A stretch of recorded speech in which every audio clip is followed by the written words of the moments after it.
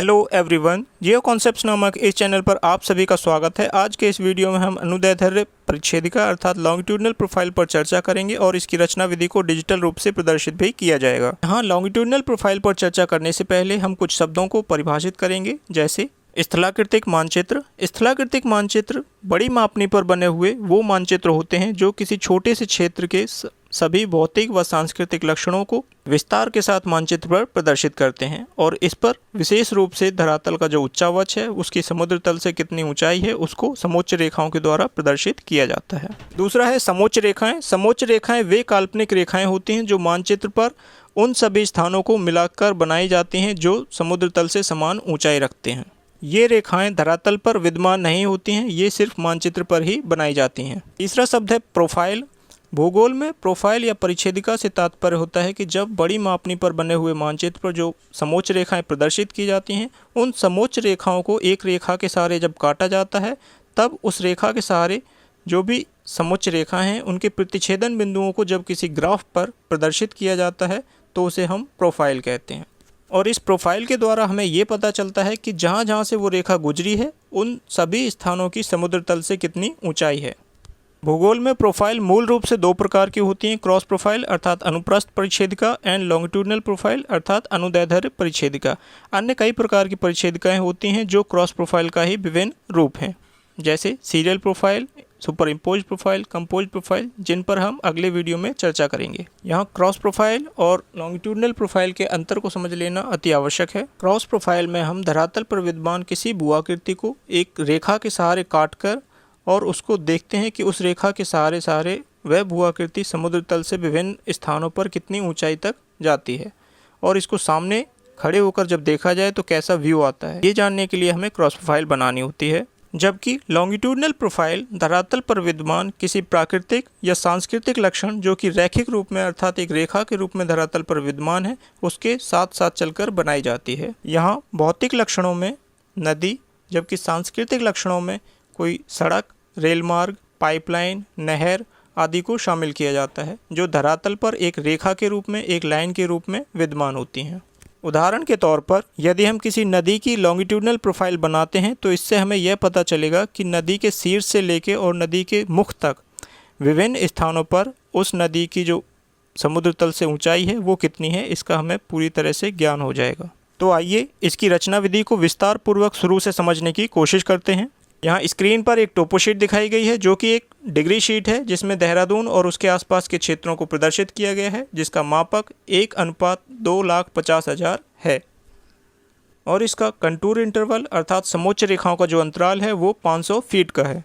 इस टोपो शीट के दक्षिण पूर्वी कॉर्नर पर स्थित एक छोटी सी सरिता या स्ट्रीम की हम लॉन्गिट्यूडनल प्रोफाइल बनाएंगे और इसके माध्यम से हम लॉन्गिट्यूडनल प्रोफाइल की रचना विधि को विस्तार से समझेंगे। लॉन्गिट्यूडनल प्रोफाइल बनाने का सबसे पहला स्टेप है कि जिस भी भूआकृतिक या सांस्कृतिक लक्षण का हम लॉन्गिट्यूडनल प्रोफाइल तैयार कर रहे हैं, उस लक्षण के साथ साथ सीधी सीधी छोटी छोटी रेखाओं के सेगमेंट बनाकर उस लक्षण को शुरू से अंत तक कवर करेंगे। उदाहरण के तौर पर यदि हम किसी नदी या सरिता की अनुदैर्ध्य परिच्छेदिका बना रहे हैं तो नदी के शीर्ष से शुरू करते हुए छोटी छोटी लाइनों के सेगमेंट बनाए जाएंगे और ये लाइनों के सेगमेंट उस नदी के समानांतर होंगे और ये सभी लाइनों के सेगमेंट एक दूसरे से चिपका कर बनाए जाएंगे और वहाँ तक बनाए जाएंगे जहाँ तक हमें इस नदी की अनुदैर्ध्य परिच्छेदिका बनानी है, जैसा कि स्क्रीन पर प्रदर्शित भी किया गया है। अब एक वाइट पेपर लेंगे और इसको डबल फोल्ड करेंगे। ऐसा करने के उपरांत अब नदी के सहारे हमने जो लाइन छोटी छोटी लाइनों के सेगमेंट बनाए हैं उनकी दूरी हम इस पेपर की सहायता से नापेंगे, अर्थात बिंदु ए से बिंदु बी तक की जो दूरी है उसको इस पेपर की सहायता से मापेंगे। इस प्रकार इस टेढ़ी मेढ़ी छोटी छोटी लाइनों की जो सेगमेंट है इसकी एक सीधी लंबाई कितनी है एक रेखा के रूप में वो हमें ज्ञात हो जाएगी। इस दौरान हमें कुछ चीज़ों का ध्यान रखना है, जैसे नंबर 1, जहाँ से लाइनों का सेगमेंट शुरू हो रहा है वहाँ पर एक निशान लगा लेंगे या फिर पेपर की शुरुआत और लाइन की जो शुरुआत है वो एक ही बिंदु से होनी चाहिए। दूसरी ध्यान देने योग्य बात यह है कि जब भी आप लाइन सेगमेंट की दूरी पेपर पर नापेंगे तो उस दौरान यदि उस लाइन सेगमेंट से कोई कंटूर या समोच्च रेखा प्रतिच्छेद करती है या क्रॉस होकर निकलती है तो उस बिंदु को आप पेपर पर चिन्हित करेंगे और उसकी समुद्र तल से कितनी ऊंचाई है समोच्च रेखा की, उसको वहां पर पेपर पर लिख लेंगे, जैसा कि स्क्रीन पर नीले रंग की रेखा द्वारा दर्शाया गया है। अगली महत्वपूर्ण ध्यान देने योग्य बात यह है कि जब भी आप लाइन के एक सेगमेंट को नापते हैं तो उसके अंतिम छोर पर एक निशान लगा दें, और उसके बाद वाला जो सेगमेंट है उसको जब नापेंगे तो मोड़ पर उस बिंदु को सही से सटीक ढंग से लगाएं, ताकि दूरी का मापन शुद्धतापूर्ण ढंग से हो सके। इस प्रकार के जो चिन्ह है उसे स्क्रीन पर ब्लैक रंग के द्वारा दर्शाया गया है। अब इस कागज की पट्टी पर नदी के द्वारा प्रतिच्छेदित की गई विभिन्न समोच्च रेखाओं के मान लिखे गए हैं। इसके हम रेंज का पता लगाएंगे, अर्थात इस पट्टी पर सबसे कम वैल्यू के और सबसे अधिक वैल्यू वाले जो कंटूर हैं उनके मूल्यों को ध्यान में रखते हुए एक ग्राफ की रचना करेंगे। अर्थात हमारी पट्टी पर मिनिमम वैल्यू 4000 है और मैक्सिमम वैल्यू 8500 है। इस रेंज को ध्यान में रखते हुए हम अपने ग्राफ का वाई एक्सिस का जो स्केल है उसको तय करेंगे। अब इस ग्राफ के आधार में या एक्स एक्सिस पर कागज की इस पट्टी को स्टार्टिंग पॉइंट से सटाकर लगाएंगे। इसके उपरांत कागज की इस पट्टी पर समोच्च रेखाओं के प्रतिच्छेदन बिंदुओं को, जो कि स्क्रीन पर नीले रंग की रेखाओं के द्वारा दर्शाए गए हैं, इन निशानों को ग्राफ पेपर पर चिन्हित कर लेंगे या उतार लेंगे, जैसा कि स्क्रीन पर लाल रंग की छोटी छोटी रेखाओं के द्वारा किया गया है।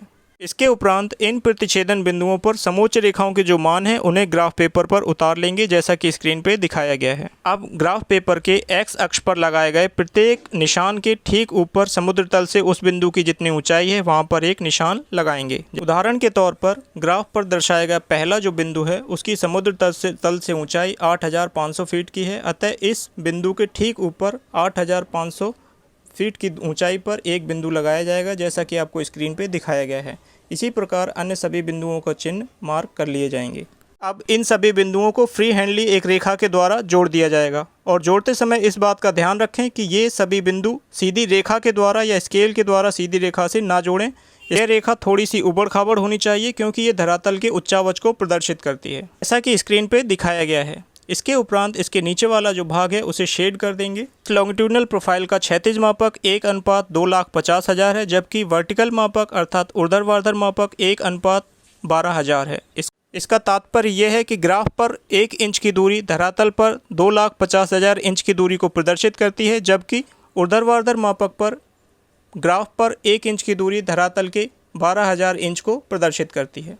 इसका तात्पर्य यह हुआ कि यहाँ पे वर्टिकल एक्जेजरेशन अर्थात ऊर्ध्वाधर मापने में जो विकृति है वो 20.83 गुना है। साधारण शब्दों में कहें तो वर्टिकल मापक पर लगभग 21 गुना मापनी बढ़ा दी गई है। इस प्रकार हमारी लॉन्गिट्यूडनल प्रोफाइल बनकर तैयार हुई। तो आइए लॉन्गिट्यूडनल प्रोफाइल, टोपोशीट और रियल वर्ल्ड तीनों को एक साथ रखकर तीनों को समझने की कोशिश करते हैं। स्क्रीन पर टोपोशीट का वह हिस्सा हाईलाइट करके दिखाया गया है जहां पर वह उपसहायक नदी विद्यमान है जिसका हमने लॉन्गिट्यूडनल प्रोफाइल तैयार किया है। यह उपसहायक नदी बिंदु ए पर उद्गमित होती है अर्थात उत्पन्न होती है और बिंदु बी की ओर प्रवाहित होते हुए बिंदु बी पर मुख्य नदी में मिल जाती है। बिंदु ए से बिंदु बी तक यह नदी प्रवाहित होते हुए किस तरह के धरातल से बहती है उसका पता लगाने के लिए हम लॉन्गिट्यूडनल प्रोफाइल का निर्माण करते हैं। इस नदी की यदि अनुदैर्ध्य परिच्छेद का बनाएंगे तो इसका तात्पर्य ये हुआ कि इस नदी के साथ साथ यदि हम ज़मीन को खड़ा काट दें और उसके पार्श्व भाग से खड़े होकर देखें इस नदी को, तो उसका व्यू कैसा दिखाई देगा इसका पता हमें लॉन्गिट्यूडनल प्रोफाइल से चलता है। इस नदी की अनुदैर्ध्य परिच्छेदिका स्क्रीन पर प्रदर्शित की गई है, जिससे हमें पता चलता है कि यह नदी बिंदु ए पर समुद्र तल से 8500 फीट की ऊंचाई पर थी, और जबकि बिंदु बी पर पहुंचने पर इस नदी की समुद्र तल से ऊंचाई सिर्फ 4000 फीट ही रह जाती है। इस नदी की लॉन्गिट्यूडनल प्रोफाइल को देखकर पता चलता है कि यह नदी अपने मार्ग में विभिन्न क्षिप्रिकाओं अर्थात रैपिड्स का निर्माण करते हुए बहती है, जो कि इस नदी के युवावस्था में होने की पुष्टि करता है। यदि आप लोग डेविस महोदय के नदी अपर्दन चक्र से परिचित हैं तो आपको ज्ञात होगा कि जब नदी अपनी युवावस्था में होती है तो नदी का वेग अधिक होता है और उसकी अपर्दनात्मक शक्ति बहुत अधिक होती है। इसके कारण नदी अपने साथ बड़े बड़े चट्टानी टुकड़ों को बहाकर ले जाती है और अपने मार्ग में सीढ़ी नुमा भूआकृतियाँ बनाती है, जिसे क्षिप्रिकाएँ या फिर रैपिड्स कहते हैं। यह नदी अपनी युवावस्था की प्रारंभिक स्टेज में है, जिसकी एक खास विशेषता ये भी होती है कि इस अवस्था में नदी अपनी घाटी को पूर्णतः स्थापित नहीं कर पाती है, जिसका परिणाम ये होता है कि इस नदी की जो प्रोफाइल होती है वो अनग्रेडेड होती है, अप्रवण होती है, अर्थात उसका जो मार्ग है वो ऊबड़ खाबड़ होता है। इस नदी की अनुदैर्ध्य परिच्छेदिका को डिटेल में अध्ययन करने के बाद हम अनुमान लगा सकते हैं कि रियल वर्ल्ड में ये नदी ऐसी दिखती होगी। I hope you enjoyed the video.